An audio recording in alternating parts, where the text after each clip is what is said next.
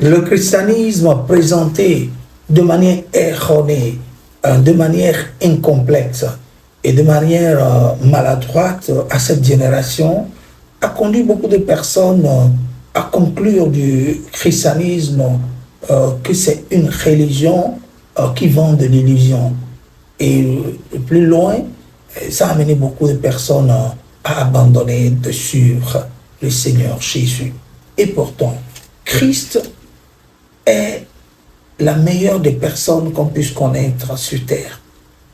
Et vous devez comprendre que plus vous le connaissez, plus vous avez accès à cette présentation de sa personne qui est parfaite, qui est complète, qui est réelle, cela vous amène à vous découvrir et vous remarquerez que le christianisme, en fait, est l'une des religions les plus intéressantes dans laquelle on puisse se retrouver. Le Seigneur vous bénisse. Nous continuons le thème le croyant en Christ. Et aujourd'hui, nous sommes dans Colossiens le chapitre 2, le chapitre 2, le verset 9 et 10. Colossiens chapitre 2, verset 9 et 10. On nous dit là, car en lui habite corporellement toute la plénitude de la divinité. Et vous avez tout pleinement en lui, qui est le chef de toute domination et de toute autorité. Ce passage que nous lisons nous fait comprendre que en Christ habite corporellement. Ça veut dire que quand il était sur terre physiquement, il transportait en lui la plénitude de la divinité. Vous êtes d'accord avec moi que Dieu s'est révélé à nous les croyants comme étant un seul Dieu, mais en trois personnes. Dieu le Père, Dieu le Fils, Dieu le Saint-Esprit. Donc, on nous fait comprendre que toute cette plénitude de Dieu, nous l'avons plutôt corporellement en Christ lorsqu'il était sur terre. Ça veut aussi dire que Jésus sur terre était Dieu le Père sur terre. Quand il était sur terre en train d'œuvrer, il était Dieu physiquement sur terre. Et à quoi est-ce qu'il a travaillé lorsqu'il était sur terre? C'était qu'à la fin des comptes, ceux qui vont se donner à lui deviennent comme il était. C'est-à-dire qu'ils sont humains, mais qui ont Dieu pleinement en eux. C'est ça l'objectif. Et vous allez voir qu'il y a dans Éphésiens le chapitre 3, le verset 14, alors, il y a une prière là qui fait allusion au fait qu'on puisse être rempli de toute la plénitude de Dieu. C'est-à-dire que quand tu deviens chrétien, tu as d'abord la plénitude, la divinité en toi.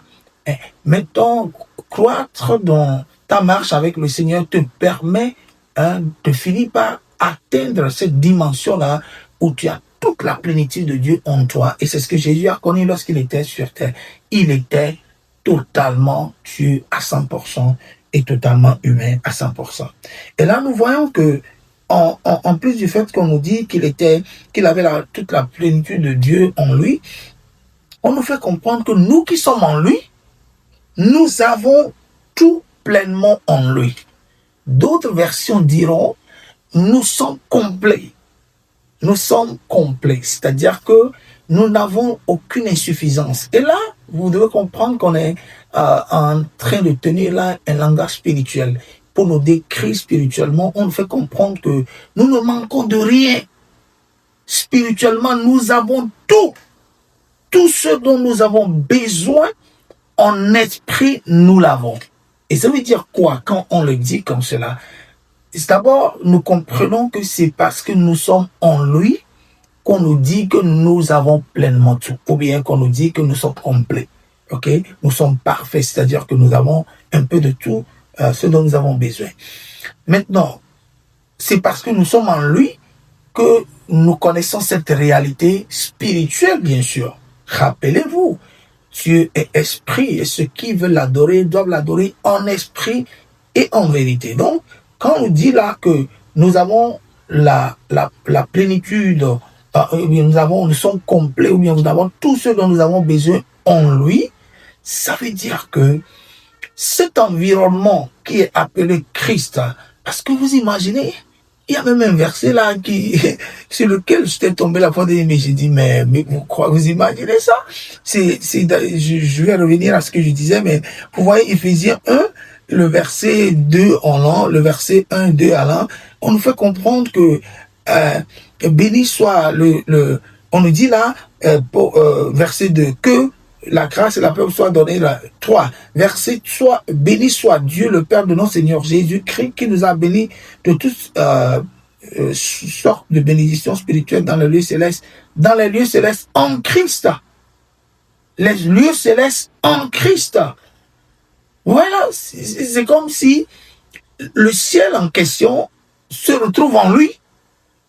Et c'est là où nous sommes assis. Rappelez-vous, notre position, c'est que nous sommes assis à la droite du Père, dans les lieux célestes.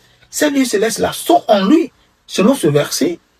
Et oui, donc la personne de Jésus, que nous croyons voir sur des photos, se voir dans les films et penser que c'est juste ce beau gars jeune qui a vécu sur terre. Non, non, non.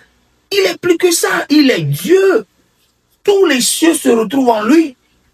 J'ai eu à le dire que à un moment donné, il faut comprendre que la personne sur le plan spirituel est un lieu où on peut habiter.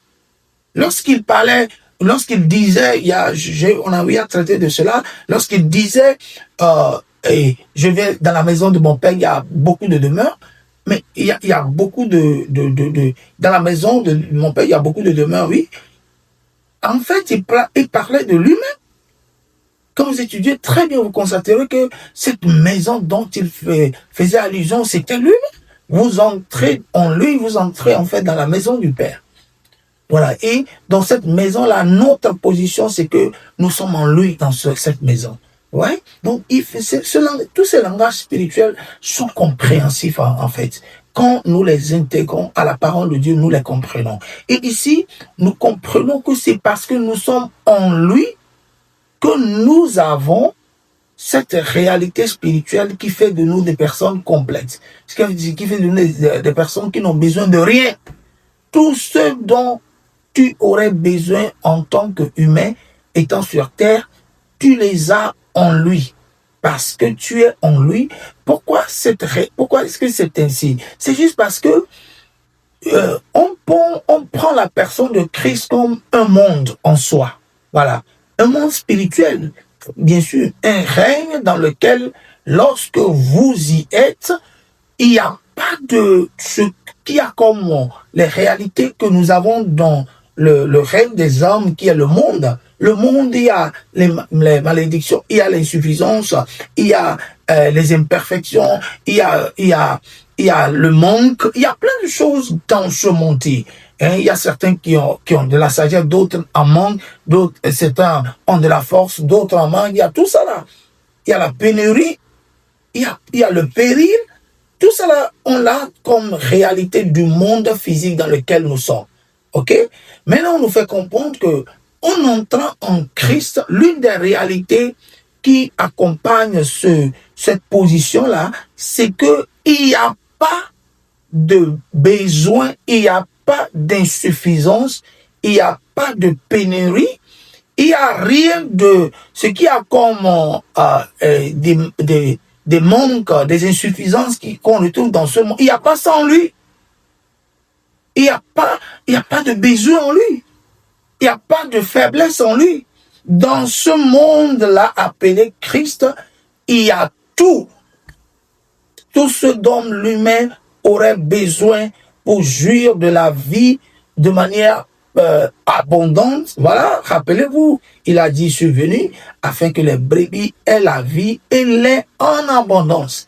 Voilà, donc l'objectif c'est d'amener les brebis à intégrer sa personne qui est finalement un monde dans lequel on est, pour que cette brebis-là puisse jouir de la suffisance qu'il y a en lui. Vous voyez là? Donc quand on nous fait comprendre ici que en lui, nous avons tout pleinement. Nous avons tout. Ce n'est pas dans une mesure même limitée, mais pleinement. En lui, nous avons tout pleinement. Ça veut dire que, d'abord, nous ne sommes en rien comparables à ceux de l'Ancien Testament.